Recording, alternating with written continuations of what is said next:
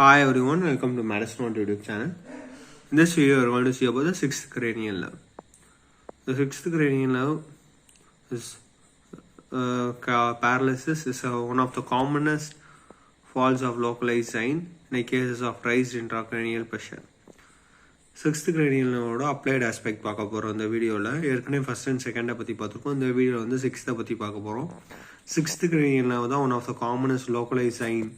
என்ன இருக்குன்னா intracranial pressure அதிகமாக இருக்கும்போது அது வந்து paralysis, sixth cranial nerve paralysis, one of the common sign.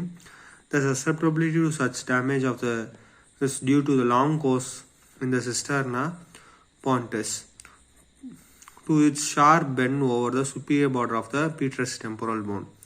இது எதனால வருதுன்னா இந்த சிஸ்டர்னா வந்து damage ஆகிறனால long courses.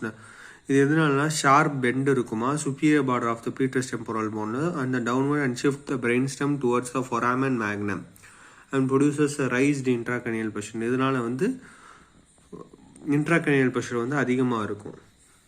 The sixth nerve paralysis is caused on the abduction of the affected eye. எந்த இடத்துல வந்து nerve paralysis ஆயிருக்கோ அந்தோட ஐ வந்து abduction இருக்கும். Diplopia occurs due to the paralysis of the lateral rectus muscle on shifting the head towards the right side and diplopia increases.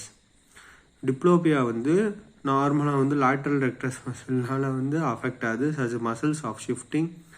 இப்போ வந்து ஹெட்டை வந்து right side shift பண்ணால் diplopia வந்து டிக்ரீஸ் ஆகும்.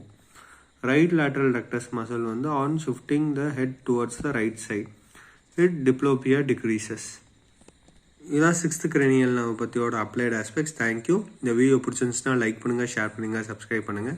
ஏதாவது டவுட் இருந்துச்சுன்னா கமெண்ட் பண்ணுங்கள். உங்களுக்கு வேறு ஏதாவது வீடியோ வேணாலும் சஜஸ்ட் பண்ணுங்கள். தேங்க்யூ.